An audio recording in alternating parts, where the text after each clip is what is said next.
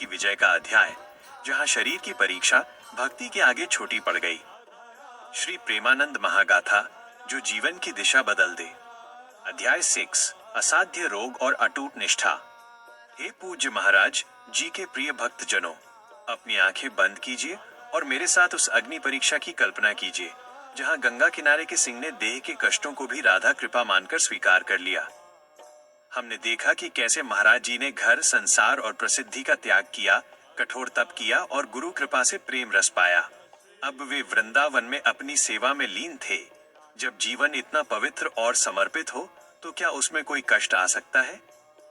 हाँ, ईश्वर अपने सबसे प्रिय भक्तों को सबसे बड़ी कसौटी पर कसता है, ताकि उनकी निष्ठा सोने की तरह चमक उठे।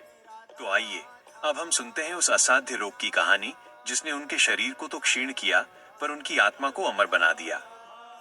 कठोर तपस्या, निरंतर सेवा और अत्यधिक परिश्रम के कारण पूज्य महाराज जी का शरीर जीर्ण होने लगा। उन्हें एक अत्यंत असाध्य रोग हो गया, किडनी की गंभीर समस्या, पॉलीसिस्टिक किडनी डिजीज। स्थिति इतनी गंभीर हो गई कि उनकी दोनों किडनी लगभग निष्क्रिय हो गईं। सोचिए, डॉक्टर्स ने कह दिया कि जीवन बचाना असंभव है, और अगर जीवित रहना है, यह एक ऐसी शारीरिक अवस्था थी जहां साधारण मनुष्य पलंग से उठने की हिम्मत भी नहीं कर सकता। लेकिन यह गंगा किनारे का सिंह साधारण मनुष्य नहीं था। महाराज जी ने निर्णय लिया, मैं अपने नियम को नहीं तोड़ूंगा। उन्होंने अस्पताल और शारीरिक उपचार को उसी तरह त्याग दिया, जैसे उन्होंने बचपन में संसार को त्यागा था। यह उनकी अटूट निष्ठा का प्रमाण है। वो आज भी बिना डायलिसिस के जीवन जी रहे हैं, और उनके नियम में एक पल की भी कमी नहीं आई है। रात्रि 2 बजे से पहले उठना, नित्य परिक्रमा करना, श्री राधा रानी की सेवा करना, भक्तों से एकांतिक वार्ता करना। वो इस भयंकर रोग को कभी कष्ट मानती ही नहीं। वो इसे श्री राधा रानी का प्रसाद मानते हैं। वह कहते हैं, ये शरीर तो मिट्टी है, ये तो क्षीण होगा ही। मेरा असली कार्य तो मेरी सेवा और मेरा नाम जप है। उनका ये अडिग भाव ही उन्हें परम संत बनाता है। उन्होंने शरीर के कष्टों को सहर्ष स्वीकार किया और अपनी साधना में एक क्षण का भी विराम नहीं आने दिया।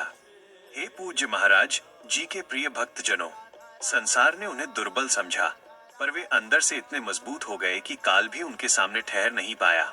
अब प्रश्न ये है, जिस संत ने प्रसिद्धि से हमेशा दूरी बनाए रखी, जिनके आश्रम के नियम कठोर थे, वे अचानक करोड़ों लोगों तक कैसे पहुंचे? कौन सी ऐसी घटना थी जिसने उनकी एकांतिक वार्ता को विश्वव्यापी उपदेश बना दिया? उस आधुनिक चमत्कार की कहानी जानने के लिए अगले अध्याय में हमारे साथ बने रहिए, जिसमें हम सुनेंगे ऑनलाइन क्रांति, एकांतिक वार्ता का विश्वव्यापी प्रसार। अगर पूज्य महाराज जी की दिव्य वाणी ने आपके हृदय को छुआ हो, तो प्रेम भाव से कमेंट बॉक्स में जय जय श्री राधे अवश्य लिखें। आपका एक एक नाम जप इस प्रेम मार्ग को और प्रकाशित करेगा। यह महागाथा यहीं समाप्त नहीं होती। ये तो आपके जीवन में प्रेम और नियम की शुरुआत है। ऐसे ही प्रेरक सत्संग हर दिन सुनने के लिए इस चैनल को सदैव के लिए सब्सक्राइब करें और बेल आइकन दबाएं।